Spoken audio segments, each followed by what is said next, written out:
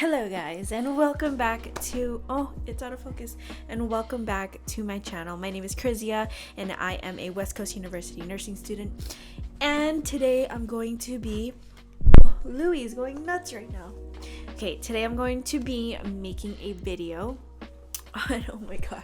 Today I'm going to be making a video on what to expect on your first nursing core term, things you have to do before you even enter your nursing course. If that is something you guys would like to hear about and would want to know way ahead of time, stay watching. Oh yeah, and don't forget to hit subscribe and like this video, and let me know if you guys want to see anything else.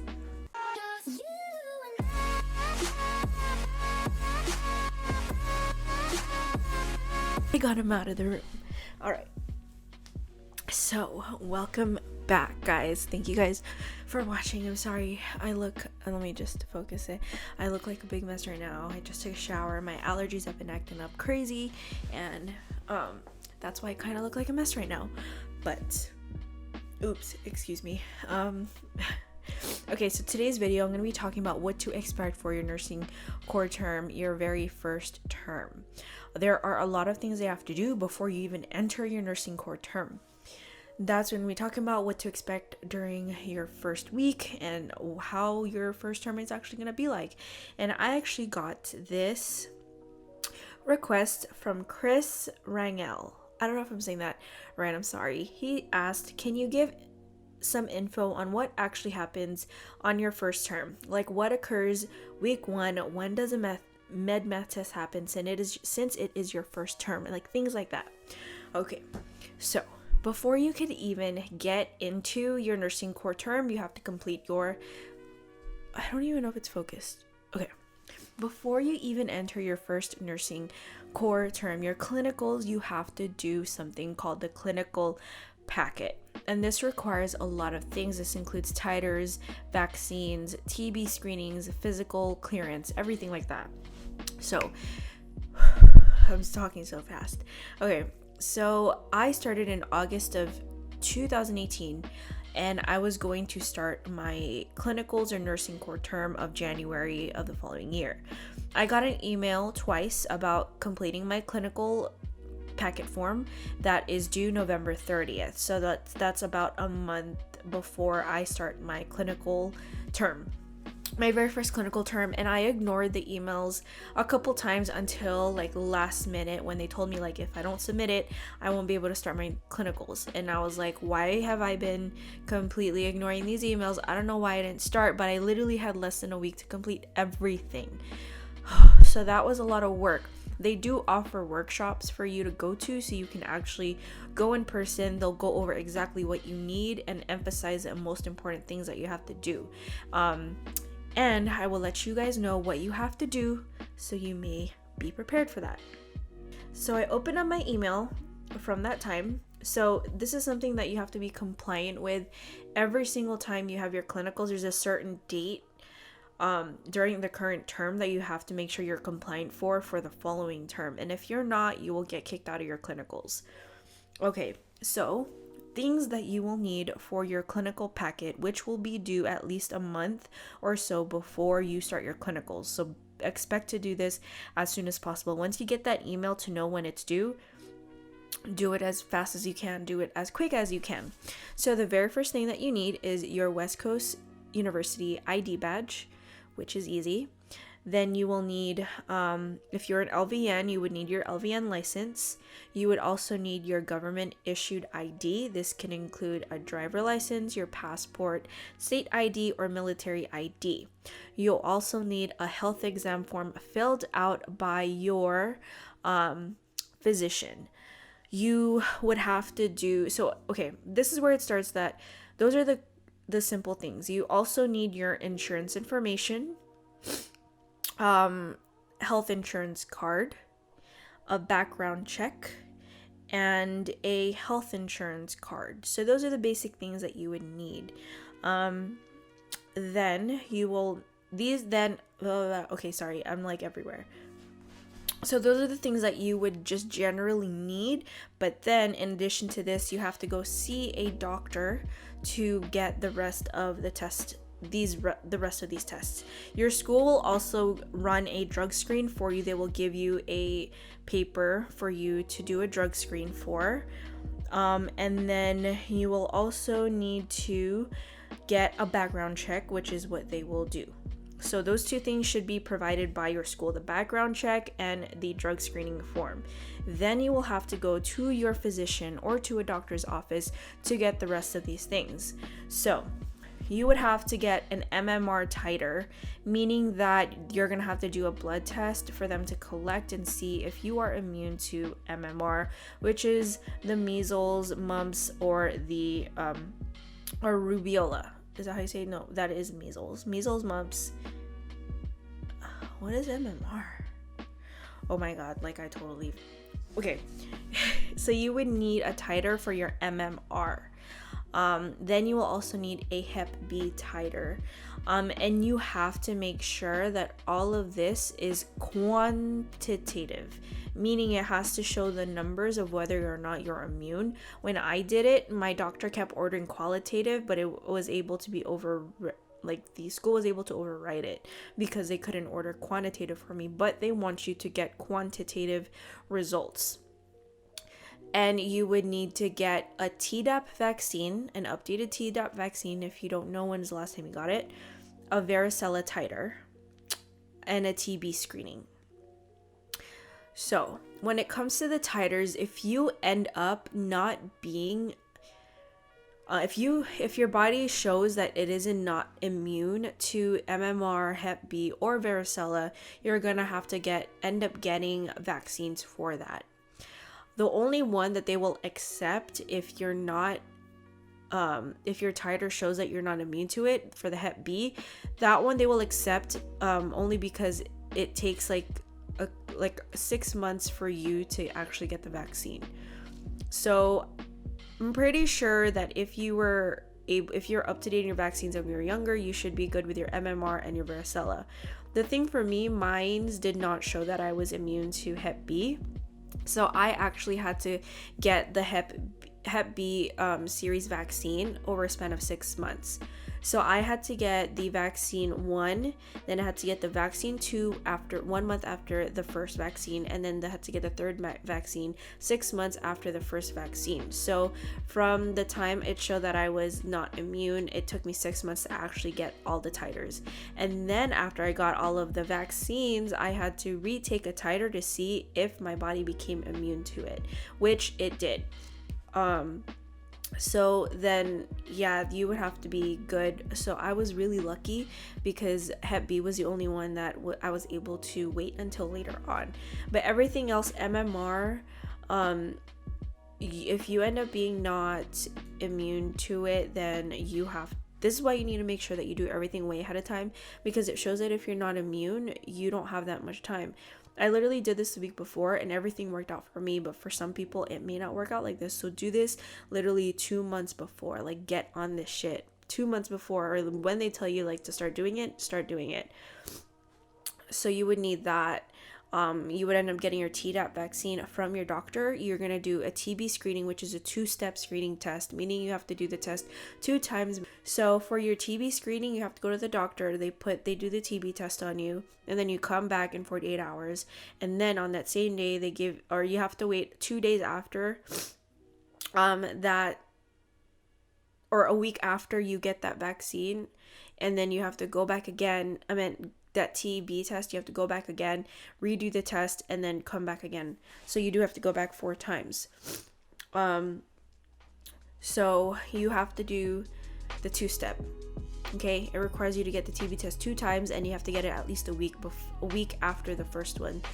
So you have to do that. If you become positive, you have to do a chest x-ray and a questionnaire and everything. Or if you know that you've been positive before, then just ask your doctor to do the chest x-ray test.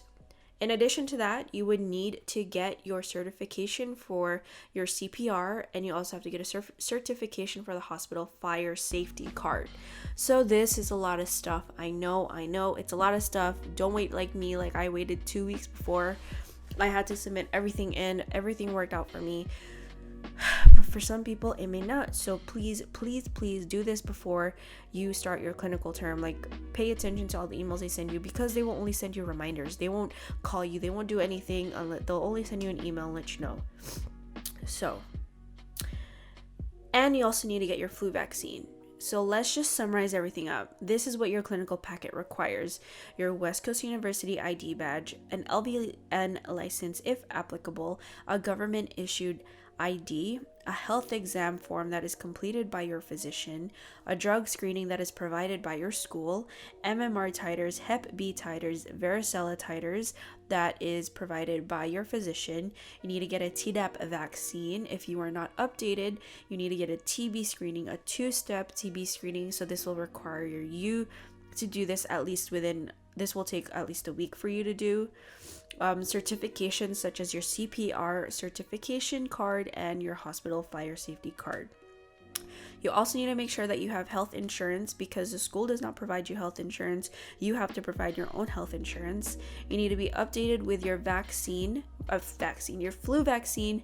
You will do a background check that is done by your school, and you also need to fill out any other paperwork if you deny to get any of the vaccines or anything. And just know that if you end up denying to get like the flu vaccine or the Hep B vaccine or things like that, some hospitals may actually not take you because they require you to be updated on those vaccines. Okay, that's a lot of information. After you complete all of that, you still have orientation for your just orientation for clinicals itself. I think before you even start, you have orientation for clinicals. You have to go to school, I think twice. I'm not 100% sure. I don't know if they change everything, but you will go to school to be updated on everything, such as getting information about the clinical packets. You're going to get your duffel bag that has a lot of the stuff that you will be using in skills. You will be going to school to try out the uniform, to put in your uniform order. Honestly, that's probably true to size. If you're looking to, like, if you want to know what size to get, you don't have to go to school, but those are actually true to size. Our new uniforms are very stretchy and very comfortable. And what else do you have to do before? That is basically everything that you would have to do before you start your clinical nursing core term, which is a lot. In addition to this, you may also end up having to do something called a live scan, which is what a lot of places ask during your first nursing core term clinical, where you're going to have to go to a place and do a live scan. Usually the school offers a day where they will come to the school that you could just end up going to and doing it at school. But if that time does not work for you, you're going to have to do it outside, do it at another facility. Okay, so now let's get to the first week of your nursing core term. Okay, so the first week of your nursing core term, your med math exam. So on your first week, you will be taking Intro to Professionalism, you will be taking your skills lab, and then you will be taking your fundamentals theory. So when it comes to med math, you do not know what day your med math is until literally probably like Friday before the next week. So if week 1 starts on a Monday, then you probably won't know until Friday or even Saturday or even Sunday. You won't know what day you will have your med math. But these school schedules that for you. They do look at your schedule, so it is likely that you will have your med math on a day that you do not have class, unless you have class later in the day. But your med math exam is taken either the first week or second week. It depends. Sometimes it depends on how the schedule is. So you can take it first week, you can take it second week. You don't really know what the date is until literally a couple days before the week starts. And it could either be at 7 a.m. It's like back to back with your other cohort or with people within your cohort. It'll be like at 7 a.m., 8 a.m., 9 a.m., something like that. And for your med math, you have to pass it with a 90%. If you do not pass the first attempt, you do have to do remediation, meaning you have to go to kind of like office hours for someone to help you out, then retake the test. The following week, usually it falls on a Saturday, and it's usually one day of the week. If you do not pass your med math exam, you are unfortunately going to be dropped from clinicals and your lecture. So you'll probably only be left with doing intro to professionalism, and you will be held back one term. So if you really want to do good, you basically can only get 2 questions wrong.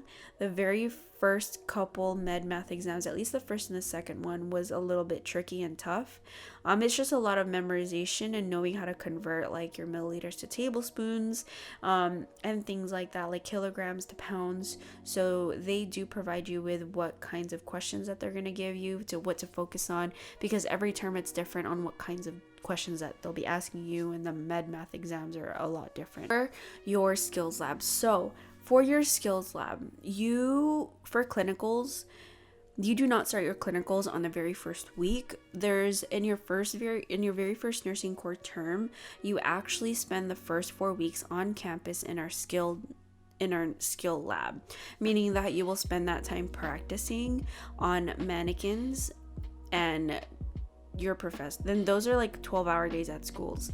It's so much information because it's things that you've never heard before, and it's just a lot. Like, my brain was hurting at the end of the day. It was just so much information, because those first 4 weeks are literally the fundamentals, like every basic thing that you will do as a nurse.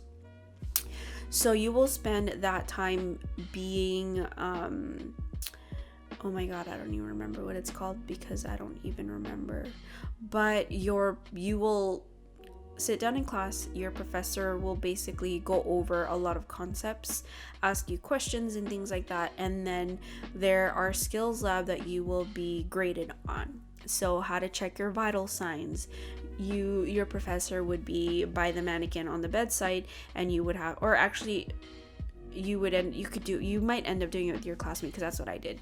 You're going to learn how to take blood pressure, you're going to learn how to take respirations, you're going to learn how to take heart rates from your patient, and you're literally going to have to walk in and pretend that, like, your classmate is your patient, and your professor is going to watch you and see what you do and see if you do anything wrong.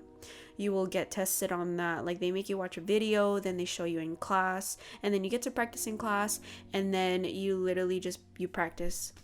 You go, okay, I am hand washing, things like that, how to insert an NG tube, how to start an IV. You get tested on that, and if you don't pass, then unfortunately you would have to go again the following week until your professor says that you passed that skill. So it's a lot of role playing with mannequins in front of your professor, so just expect that during your skills lab. It's a lot of that.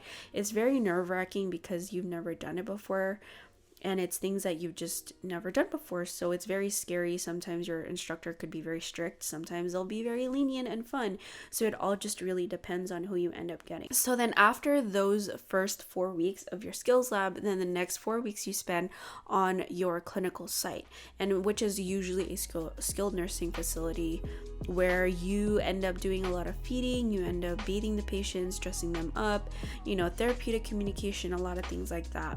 Then half the time is spent working on your nursing worksheet, which is like writing your nursing diagnosis, your assessment on your patients, how you would treat the patient, and you have a very big assignment for every single clinical term, which is called your nursing care plan or concept map, which is when you take a patient and you create a nursing care plan individualized for that patient.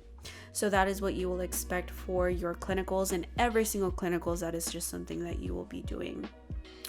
For every single class, like I've said before, you will be expected to take a quiz at least every single week. So you will have 6 quizzes, a proctored test, and a final. And in addition to that, that's just for your theory classes, but for like your intro to professional, you don't get tested on that. I don't know if they've changed it. I honestly don't know, but when I took it, I just took a midterm and a final and did assignments in between. So that is what to expect for your clinical theories for the very first week. Usually the very first week of every single term is tough because you have your med math and all this other stuff. Another thing to also expect, I don't know if they're still doing it, something called pre-work, meaning that before you even start your class, there's work that you need to submit. So your professor would give you these worksheets that you would have to complete, basically the main concepts, to make sure that you're reading the book and everything, and then you will submit it, and those are basically the concepts you will be going every single class. I know it's a lot of information, but that is how your first nursing core term is going to look like. It is very dense and heavy because they want to like pack everything into you in the beginning, so you know a lot of information. That way later on it's kind of just like repetitive things that you constantly go over constantly. So I hope you guys found that interesting. I found this helpful. Let me know what videos you guys want me to do. Literally all the content and videos that I'm making is based off on what you guys are asking me to do it on. I do have a couple more stuff that I would end up making. I'm probably gonna do a video on like time management or how to get a job while at West Coast University. So those are some things that I'm probably gonna end up doing. But thank you guys for watching. Thank you guys for finding my videos very helpful. I hope they are helpful. I'm not trying to like, hopefully I'm providing you as accurate information, but most of this stuff is mostly from my experience that I'm sharing. So I don't want you guys to think that this is exactly how your guys' term is gonna look like, because I took this almost 2 years ago. So it's just through my experience and what I'm doing. Everything changes constantly. But thank you guys again for watching, and don't forget to hit subscribe and give me that thumbs up button. Thank you guys.